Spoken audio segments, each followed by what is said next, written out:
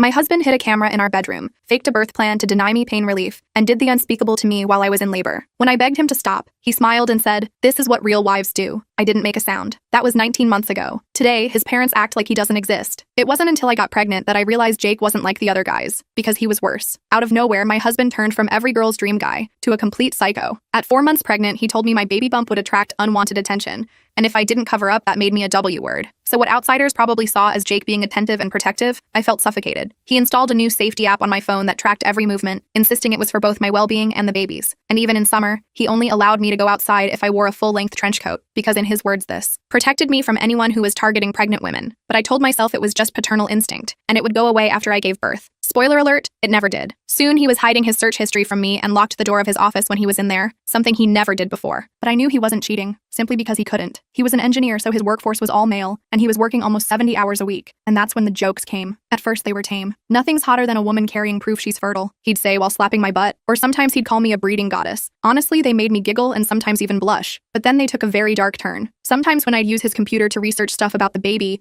his search recommendations would come up. There was a lot of stuff about myophilia. If you don't know what that means, look it up. And he had watched hundreds of videos of women giving birth, but I was too scared to confront him, partially because I didn't want him to get mad at me, but mainly because of my pregnancy symptoms. I was throwing up for an hour every morning and could barely stand on my own without feeling like my spine was about to snap in two. So I let my body speak, and it told me to keep the peace. So I listened. And unfortunately, I learned my lesson too late. Actually, I learned it right when my water broke, because when I grabbed my phone to call my sister, Jake grabbed it from me. "Hey Gabby, everything is completely under control, but I don't think it's best for you to show up. We'll let you know when you should visit." I wanted to yell at him, but the pain was too overbearing, so I just focused on trying to keep myself sane while we drove to the hospital. When we got there, I was practically thirsting for an epidural, pain relief. The pain had gotten so bad I felt like every nerve in my body was trying to escape through my hips. But just as the nurse came in to give it to me, Jake intervened. "She wanted a natural birth. Please respect our wishes," he said while showing her a fake birth plan that I had never seen before. My thoughts were completely scrambled. When the medical staff left for a monitoring equipment change, I thought he was going to hand me something stronger, but he didn't. And while I begged him to get me painkillers, he just stared at me. "Stop asking. I have a better idea." His eyes were cold, unforgiving. It's proven that when a woman works to please her husband during childbirth, it releases natural endorphins to help pain relief. As soon as he said the words pain relief, my delirious mind completely stopped thinking about anything else. I just needed it to end. Next thing I knew, Jake was zipping up his jeans, my mouth was covered in saliva, and Dr. D came into the room. I was so out of it that all I wanted was comfort from my husband, so I let him hold me and caress my head. Jake told her to get out, and told her that the reason I was crying was because I wanted to be left alone. I felt her eyes glance over at me, but I was in too much pain to say no or even just shake my head. So she took Jake's word for it and left. What Jake did in that room while I gave birth is something I still have nightmares about. Even as I write this post, tears are falling onto my screen. I won't go into detail,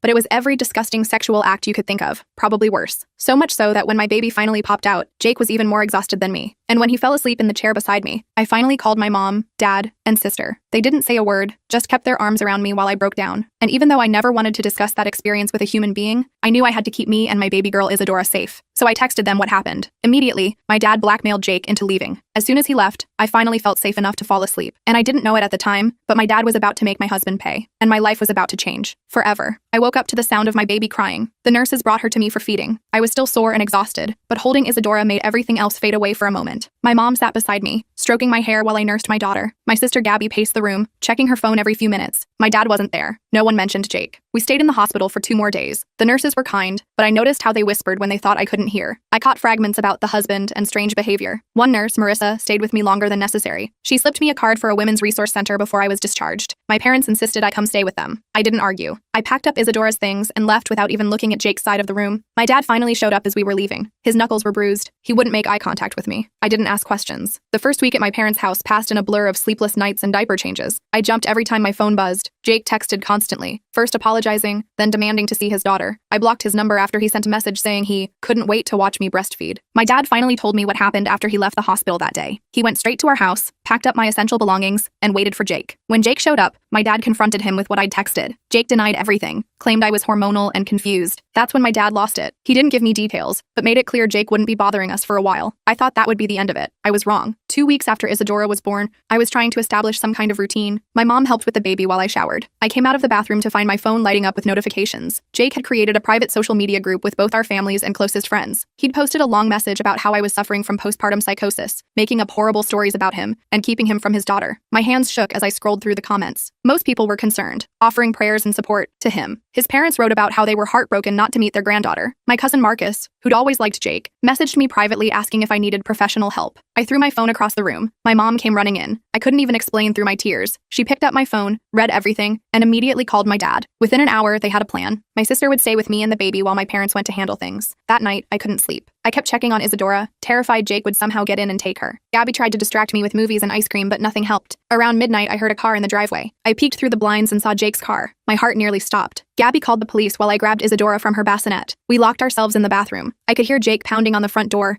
yelling my name. The minutes stretched like hours before I heard sirens. The pounding stopped. Through the bathroom window, I watched the police talk to Jake. He was gesturing wildly, pointing at the house. Eventually, they made him leave. My parents returned the next morning. They'd been to see a lawyer friend, Tara Novak. She helped them file an emergency protective order against Jake. My dad handed me a folder of paperwork. Divorce papers were already drawn up. All I had to do was sign. I should have felt relieved. Instead, I felt numb. This wasn't how my life was supposed to go. Jake and I had been together since college. He'd been sweet, funny, ambitious. When did he change? Or was this who he'd always been, just waiting for the right moment to show his true self? The protective order gave me some peace of mind, but Jake found ways around it. He started sending gifts for Isadora to my parents' house. Expensive baby clothes, toys, a custom-made crib. Each package included a note about how much he missed his girls. I threw everything away. When Isadora was a month old, I finally agreed to meet with Tara to discuss the divorce. She was straightforward and kind, explaining my options without judgment. As I described Jake's behavior during my pregnancy and birth, her expression darkened. "This isn't just grounds for divorce," she said. "What he did to you in the hospital was assault. We should consider pressing charges." The thought of having to testify, of people hearing the details of what happened, made me physically ill. I shook my head. "I just want him gone. I want to protect my daughter." Tara nodded, understanding. "Let's focus on the divorce and custody then, but keep a record of everything. Every text, every gift, every time he shows up uninvited. Document it all." I started keeping a journal. Each night after putting Isadora to bed, I wrote down every interaction with Jake, every strange feeling, every nightmare. It helped somehow, getting it all out of my head and onto paper. Jake contested the divorce, of course. He demanded joint custody and visitation rights. The thought of Isadora alone with him made me sick. Tara assured me that given his behavior, supervised visitation was the most he could hope for. 3 months after Isadora's birth, I finally felt strong enough to go back to our house. My dad and brother-in-law Theo came with me. The place looked exactly as I'd left it, except for Jake's office. The door was wide open, the room completely empty. No computer, no files, nothing on the walls. Even the desk was gone. I went through the rest of the house, packing up clothes and personal items I wanted to keep. In our bedroom, I found a box hidden in the back of the closet. Inside were dozens of flash drives labeled with dates corresponding to my pregnancy. My hands trembled as I showed them to my dad. We took the drives to Tara's office. She had her IT guy, Vincent, check them. They contained videos, recordings of me sleeping, showering, changing clothes, all taken without my knowledge during my pregnancy. There were also folders of birth videos Jake had downloaded, edited to put my face on the women's bodies. Tara immediately filed for an amended protective order. The evidence was enough for the judge to grant a temporary full custody order. Jake would have no contact with Isadora until a full hearing could be held. I thought this would make Jake back off. Instead, it made him more determined. He started showing up at my parents' house at random times,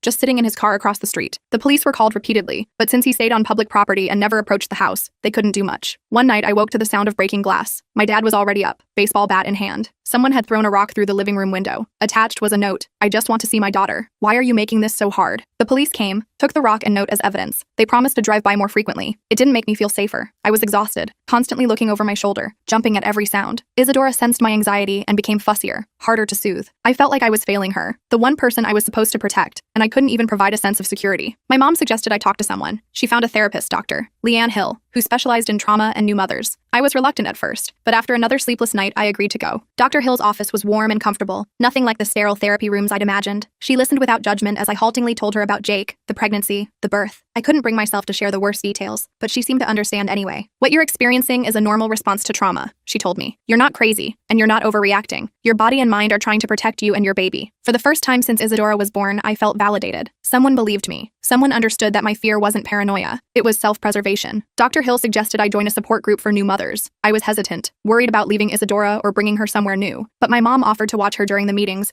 and I desperately needed to talk to someone who wasn't family. The group met in a community center downtown. There were 8 other women, all with babies under a year old. The facilitator, Skylar, had a gentle voice and kind eyes. She asked each of us to share only what we felt comfortable with. When my turn came, I just said I was dealing with a difficult separation and adjusting to being a single mom. After the meeting, a woman named Renee approached me. She had twins, just a few months older than Isadora. She told me she'd left her husband after he became controlling during her pregnancy. I felt an immediate connection. We exchanged numbers and started texting regularly. Having a friend who understood made a huge difference. Renee didn't judge when I texted at 3 a.m., panicking because I thought I heard someone outside. She shared resources, recommended books, and reminded me I wasn't alone. Meanwhile, Jake's behavior grew more erratic. He started sending emails to my entire family, claiming I was mentally unstable and keeping his daughter from him out of spite. He contacted my old coworkers, telling them I needed intervention. He even reached out to my college roommate, Alicia, who I hadn't spoken to in years. Alicia forwarded me the message. Jake had written a long, rambling email about how I'd changed, how I was making up stories about him, how he just wanted his family back. It was so convincing that Alicia had almost believed him. She called me, concerned, and I ended up telling her everything. She was horrified and promised to block Jake immediately. The custody hearing was scheduled for when Isadora turned 6 months old. As the date approached, Jake's harassment intensified. He created fake social media accounts to message me after I blocked his real ones. He sent letters to my parents' house, alternating between pleading and threatening. Once, he even sent flowers to Dr. Hill's office with a card thanking her for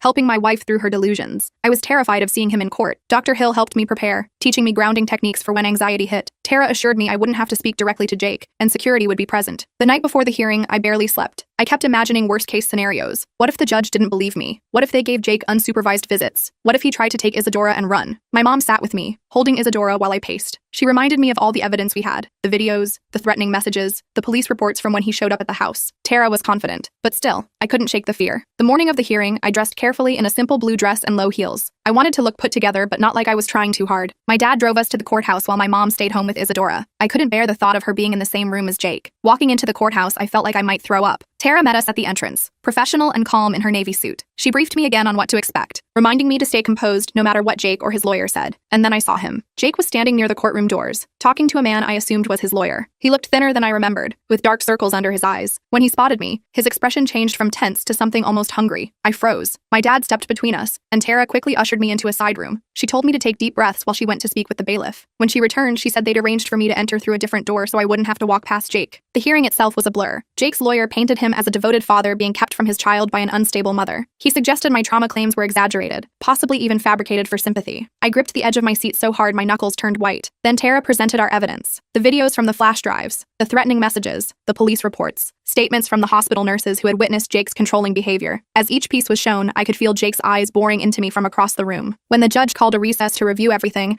I rushed to the bathroom and threw up. Tara followed me, holding my hair back and offering a bottle of water. She told me I was doing great, that the judge seemed sympathetic to our case. Back in the courtroom, the judge announced his decision. Jake would be granted supervised visitation only, once a month, at a family center with a court-appointed supervisor present. He would undergo psychological evaluation and complete parenting classes before any change to the arrangement would be considered. Relief washed over me. It wasn't perfect. I wished Jake could be kept away completely, but it was better than I'd feared. As we left the courtroom, Jake called my name. I didn't turn around. That night, I slept better than I had in months. Isadora was safe. I was safe. We had time to figure out our next steps without the immediate threat of Jake having access to her. But my relief was short-lived. 2 days after the hearing, I took Isadora for a walk in her stroller. It was the first time I'd felt comfortable going out alone. We went to a small park near my parents' house. I was pushing her on the infant swing when I noticed a man watching us from a bench. It took me a moment to realize it was Jake. I grabbed Isadora and practically ran home, calling my dad as I went. By the time he got outside, Jake was gone. We called the police, but without proof he'd approached us or said anything threatening. There wasn't much they could do. Technically, being in a public park wasn't violating the protective order as long as he stayed a certain distance away. I was back to square one, afraid to leave the house. Dr. Hill suggested I document these accidental encounters,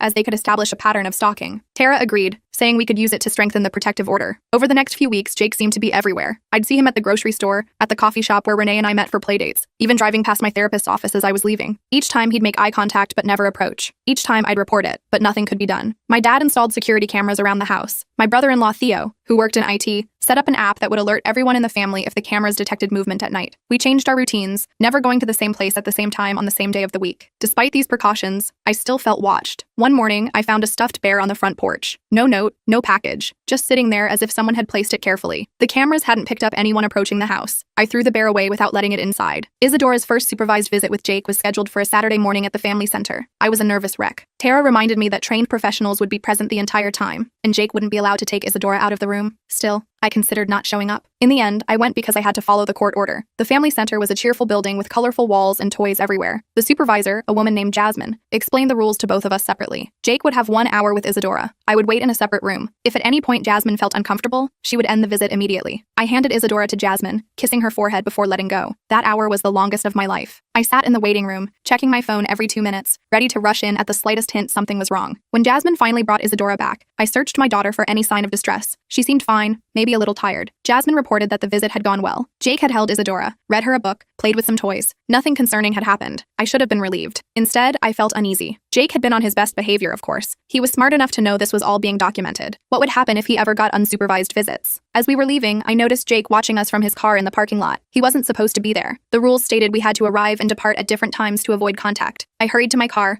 strapped Isadora in her seat, and locked the doors. As I pulled out, Jake followed. I called my dad, telling him Jake was tailing me. He told me to drive straight to the police station. I could see Jake's car a few cars behind me in my rearview mirror. My hands shook on the steering wheel. At a red light, he pulled up beside me and rolled down his window. I kept my eyes forward, refusing to look at him. When the light turned green, I made a sudden turn toward the police station. Jake's car continued straight ahead. By the time I reached the station, he was nowhere in sight. I filed another report, but the officer's response was frustratingly familiar. Without direct threats or contact, there wasn't much they could do. That night, I got a text from an unknown number. "She looks just like you. I can't wait until she's old enough to understand who her real father is." I showed the message to Tara the next day. She immediately filed for a violation of the protective order. The hearing was set for the following week. In the meantime, she suggested I stay somewhere Jake wouldn't expect. Not at my parents' house, not at Gabby's. Renee offered her guest room. Her husband had moved out months ago, and she had plenty of space for me and Isadora. I accepted gratefully. We didn't tell anyone except my immediate family where we were staying. The night before the hearing, I put Isadora to bed in the portable crib Renee had set up. I was exhausted but too anxious to sleep. Around midnight, I heard a noise outside. Probably just the wind, I told myself. But then I heard it again. A distinct scratching sound at the window. I texted Renee, who was in the next room. She came in immediately, phone in hand, ready to call 911. We peeked through the blinds together and saw a dark figure moving across the backyard. Renee hit the panic button on her security system. Lights flooded the yard and an alarm blared. The figure ran. The police arrived within minutes. They found footprints in the soft dirt beneath the window and a screwdriver dropped nearby. Someone had been trying to get in. I knew it was Jake, even without proof. We didn't sleep that night. In the morning, Renee's brother came to stay with us while we went to the hearing. This time, I brought Isadora. I wasn't letting her out of my sight. At the courthouse, security was tighter than before. Tara had requested additional measures given the break-in attempt. Jake arrived with a different lawyer, a slick-looking guy in an expensive suit. He tried to approach me in the hallway, but a bailiff stepped between us. The hearing was brief, but intense. Jake's lawyer argued there was no proof the text came from Jake, or that he was the person at Renee's house. He suggested I was seeing threats where none existed, further evidence of my unstable mental state. Tara countered with a timeline of Jake's escalating behavior, the coincidental appearances at places I frequented, the gifts left with no sender, the car following me after the supervised visit. When combined with the text and break-in attempt, the pattern was clear. The judge agreed. He extended the protective order for a full year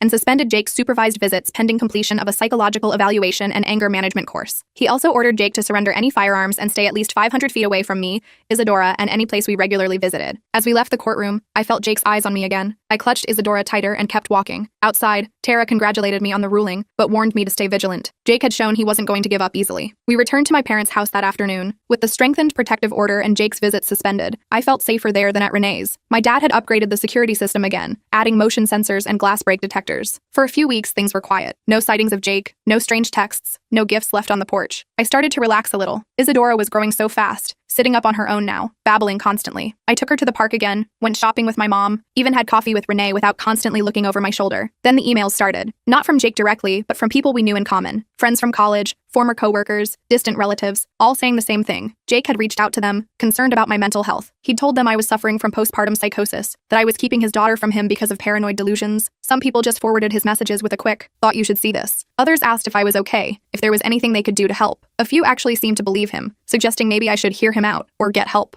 I was furious. Jake had found a way to harass me without violating the protective order. He was trying to isolate me, to make people doubt me. I forwarded everything to Tara, who said we could use it to show a pattern of continued harassment, but it would be hard to prove these contacts were threatening enough to violate the order. Dr. Hill suggested I draft a simple response to anyone who contacted me. "Thank you for your concern. I'm safe and well, but dealing with a difficult situation involving my ex-husband. I appreciate your support and understanding of my privacy at this time." It was neutral enough not to escalate things, but clear enough to counter Jake's narrative. Most people were understanding once I responded, but the damage was done. I felt exposed, vulnerable. Jake had turned my social circle into a battlefield, and I had no idea who I could trust. One evening, my mom was giving Isadora a bath while I sorted through some old clothes she'd outgrown. My phone rang with an unfamiliar number. Normally, I wouldn't answer, but something made me pick up. It was a woman named Morgan. She introduced herself as Jake's coworker. At first, I was ready to hang up, assuming this was another of Jake's manipulation tactics. But then she said something that made me freeze. "I think you should know Jake has pictures of your daughter all over his desk. Recent ones. He shows them to everyone, talking about how he sees her all the time." My blood ran cold. The only recent photos of Isadora were ones I'd shared privately with family or posted on my locked social media accounts. How did Jake have them? Morgan explained that she'd overheard Jake talking about following me, about watching me through windows. She'd thought he was just a heartbroken dad missing his kid until she heard him on the phone, saying he was making progress on his plan to get his family back, one way or another. I thanked her for calling, my voice shaking. After hanging up, I immediately called Tara. She said Morgan's information could help us, but we'd need her to make an official statement. I wasn't sure Morgan would be willing to go that far. That night, I checked all the windows twice before going to bed. I put Isadora's crib in my room instead of the nursery. Every noise made me jump. Around 3 a.m., I heard a distinct click from my phone. The screen lit up with a notification. Your location has been shared with Jake. I nearly screamed. How was this possible? I'd changed all my passwords, checked for tracking apps, even had Theo scan my phone for spyware. I woke my dad, showing him the notification with trembling hands. Theo came over first thing in the morning. He took my phone apart, checking every component. Finally, he found it. A tiny tracking device hidden inside the case. It wasn't connected to any app I had installed. Someone had physically placed it there. I tried to think when Jake could have had access to my phone. The only possibility was during one of his coincidental appearances, maybe bumping into me at the coffee shop or park. I hadn't let my phone out of my sight, but he was clever. He must have found a way. Theo removed the tracker and helped me get a new phone with a different number. We didn't activate any location services just to be safe. I felt violated all over again. Jake had been watching me, tracking me, all this time. Tara suggested we file for another emergency hearing based on this new evidence. The tracker was proof Jake had violated the protective order. Combined with Morgan's information about the photos and his statements at work, we had a strong case. But before we could file anything, Jake made his move. I was home alone with Isadora. My parents had gone to a doctor's appointment and Gabby was at work. It was a normal afternoon. I'd just put Isadora down for her nap and was folding laundry in the living room when I heard a car pull into the driveway. Through the window, I saw a delivery truck. A man in a uniform approached the door with a large package. I wasn't expecting anything, but deliveries for the baby were common enough that I didn't think twice about opening the door. The man asked me to sign for the package. As I reached for his electronic pad, he looked up, and I found myself staring into Jake's eyes. He disguised himself with a fake beard and hat, but I would recognize those eyes anywhere. I tried to slam the door, but he was faster. He pushed his way inside, dropping the fake package. I screamed and ran for the kitchen, grabbing my phone from the counter. Jake caught me before I could dial 911, knocking the phone from my hand. I just want to see her, he said, his voice eerily calm. You can't keep her from me. She's mine too. I remembered what Dr. Hill had taught me about staying calm in crisis situations. Jake fed off fear and reaction. I took a deep breath and tried to speak evenly. I told him he was violating the protective order, that the police would be here soon. I reminded him that if he left now, before anything happened, he might still have a chance at supervised visits in the future. Jake laughed, a hollow sound that made my skin crawl. I'm done playing by your rules, he said. I'm taking my daughter, and we're going somewhere you'll never find us. He started toward the hallway that led to the bedrooms. I couldn't let him reach Isadora. I grabbed the nearest object, a heavy glass vase, and swung it at him. It connected with his shoulder, making him stumble. I used that moment to run past him, positioning myself between him and the hallway. Jake's face contorted with rage. He lunged at me, grabbing my arms so hard I knew they would bruise. I fought back with everything I had, kicking, scratching, screaming. We crashed into the coffee table, sending books and magazines flying. In the struggle, my hand found my phone on the floor. I managed to hit the emergency SOS button before Jake knocked it away again. He didn't notice what I'd done. Stop fighting me, he shouted. This is all your fault. If you'd just been a good wife, a good mother,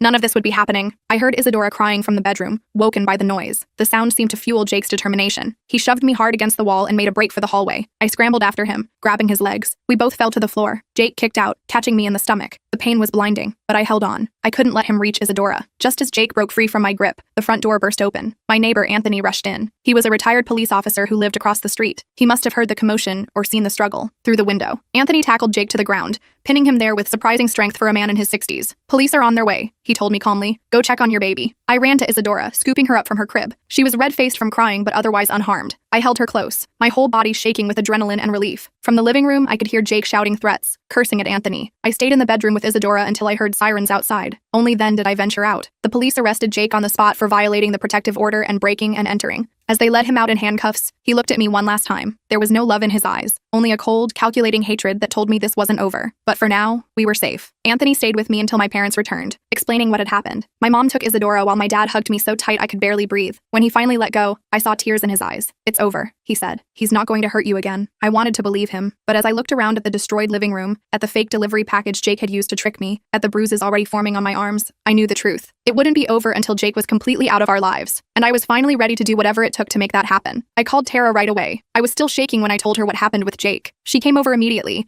taking pictures of my bruises and the damage to the living room. She told me this was exactly what we needed to get Jake locked up for a while. The police had already taken him to the station, and she was going to make sure they kept him there. My parents insisted on staying with me and Isadora that night. None of us slept much. Every little noise made me jump. I kept checking on Isadora, making sure she was still breathing, still safe. My mom finally took over baby duty around 4 a.m. and forced me to at least lie down for a few hours. The next morning, Tara called with an update. Jake was being charged with multiple offenses: violating the protective order, breaking and entering, assault, and attempted kidnapping. The judge had denied bail given his history of escalating escalating behavior. I felt a wave of relief knowing he was locked up, at least for now. I spent the day giving statements to the police and meeting with a victim advocate named Zoe. She helped me understand what would happen next with Jake's case and connected me with resources for trauma support. My bruises were darkening, and my whole body ached from the fight, but I was alive. Isadora was safe. That's what mattered. A few days later, I got a call from Morgan, Jake's coworker. She'd heard about his arrest and wanted to know if I was okay. I thanked her for the warning call she'd given me earlier. She hesitated, then told me there was more I should know. We met at a coffee shop near my parents' house. Gabby came with me for support and to help with Isadora. Morgan looked nervous, constantly checking over her shoulder as if expecting Jake to appear despite being in jail. I should have told you sooner, she said, sliding a USB drive across the table. Jake had been planning this for months. He kept a journal on his work computer, detailing everything. How he was going to get Isadora, where he was going to take her. I stared at the small drive, afraid to touch it. How did you get this? Morgan explained that after Jake's arrest,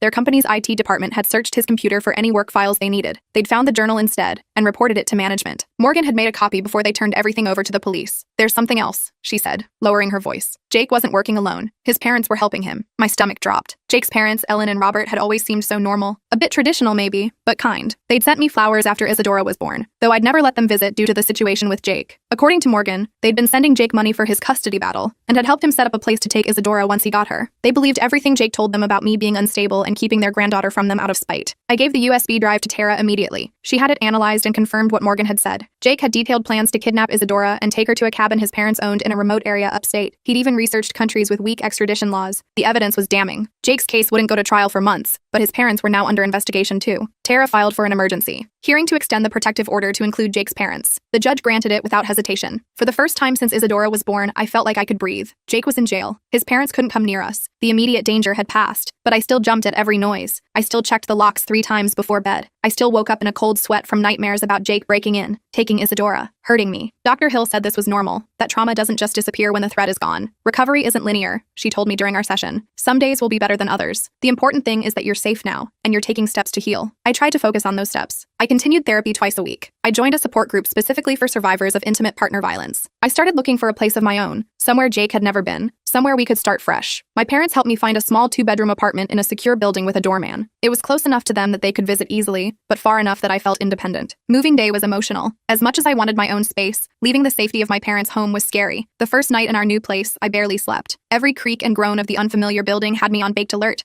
I'd installed extra locks, a security system, and cameras, but still didn't feel completely safe. I kept Isadora's crib right next to my bed. Slowly, we settled into a routine. I found a daycare nearby for Isadora so I could start working part-time from home. My sister helped me redecorate, filling the apartment with bright colors and new furniture. Nothing that reminded me of my life with Jake. Renee and her twins visited often for playdates. 3 months after Jake's arrest, his trial date was set. Tara prepared me for what to expect. I would have to testify, to describe the abuse during my pregnancy, the birth, the stalking, the attack. The thought made me physically ill, but I knew I had to do it. For Isadora. For myself. The week before the trial, I got a letter from Ellen, Jake's mom. It had been screened by my lawyer first to make sure it didn't contain threats. I almost didn't read it, but curiosity won out. The letter was an apology. Ellen wrote that she and Robert had been completely taken in by Jake's lies. They'd believed him when he said I was keeping Isadora from them out of spite. They'd believed him when he said he just wanted to be a father to his daughter. But after seeing the evidence, the videos, the journal entries, the tracking devices, they couldn't deny the truth anymore. She ended by saying they wouldn't contest the protective order and would respect my wishes regarding Isadora. They hoped someday I might allow them to know their granddaughter, but understood if that never happened. I didn't know how to feel about the letter. Part of me was relieved they weren't going to fight me. Part of me was still angry they'd enabled Jake for so long. I put the letter away, deciding I didn't need to make any decisions about it right now. The day of the trial arrived. I wore a simple blue dress, professional but not too formal. My mom came with me to watch Isadora while I testified. My dad and Gabby came for moral support. Dr. Hill had helped me prepare mentally,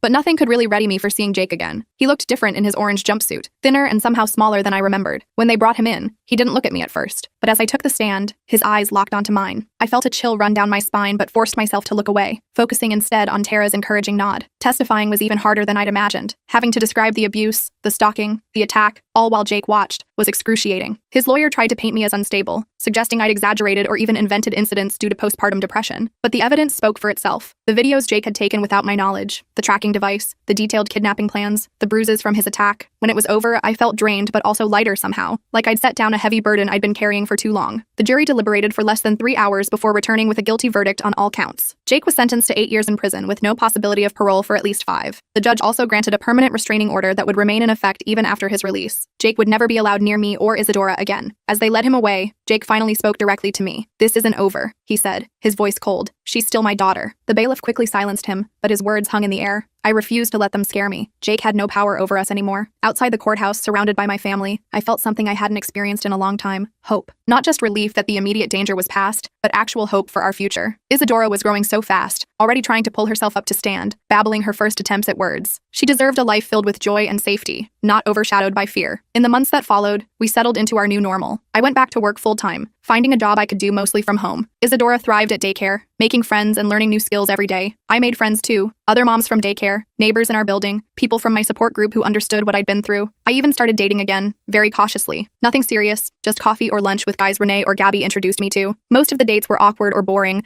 but it felt good to remember I was more than just a survivor, more than just Isadora's mom. A year after Jake's sentencing, I received notice that he was trying to file for visitation rights from prison. Tara assured me it was a long shot given his conviction and the permanent restraining order, but we'd need to respond. I was angry at first. How dare he still try to control us? But then I realized something important. I wasn't afraid anymore. Jake could file all the petitions he wanted. He could make all the threats in the world, but he couldn't hurt us now. The judge denied Jake's petition without even requiring a hearing. His parents never contested the protective order against them, though Ellen sent birthday and Christmas cards for Isadora through my lawyer. I kept them in a box, undecided about whether I'd ever show them to her. As Isadora's second birthday approached, I found myself reflecting on how far we'd come. The nightmares had mostly stopped. I no longer checked the locks multiple times before bed. I could take Isadora to the park without constantly scanning for threats. We had a small party at my parents' house, just family, Renee and her twins, and a few friends from daycare. Watching Isadora toddle around the yard, laughing as she chased bubbles my dad was blowing, I felt a profound sense of peace. That night, after putting a tired, cake-smeared Isadora to bed, I sat on my balcony with a glass of wine. My phone buzzed with a text from Dr. Hill, checking in as she sometimes did on significant days. I smiled as I typed my response. We're doing great, really great, and we were. Our life wasn't perfect. I still had bad days when memories would hit unexpectedly. I still worried about what I'd tell Isadora when she was old enough to ask about her father. I still had moments of anger about everything Jake had taken from us. But we were safe. We were loved. We were building a life that was ours alone, free from fear and control. As I looked out at the city lights, I made a silent promise to Isadora and to myself. We would never let Jake define our story. What happened with him was just one chapter in our lives, not the whole book. And I was making sure the rest of our story would be filled with joy, strength, and freedom. The next morning, Isadora woke me up by patting my face with her tiny hands. "Mama," she said clearly, one of the few words she could say perfectly. I pulled her into a hug, breathing in her sweet baby smell. "Good morning, sunshine," I whispered. "Ready for a new day?" She nodded enthusiastically, already squirming to get down and start playing. I watched her toddle off to find her favorite stuffed elephant, her little legs still unsteady but getting stronger every day, just like her mama.